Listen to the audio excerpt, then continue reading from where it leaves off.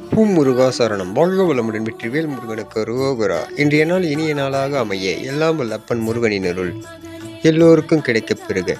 நாம் வாழும் வாழ்க்கையில் நல்லது சொல்பவர்கள் எல்லாம் கசப்பான மருந்து போல் தோன்றுவார்கள்.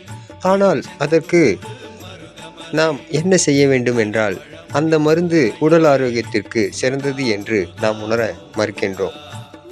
இனிப்பு என்பது உடலுக்கு தேவை. ஆனால் இனிப்பாக பேசி நமது செயல்களையும் நமது சிந்தனைகளையும் மாற்றுபவர்களுக்கு நாம் நல்லது என்று நினைக்கின்றோம்.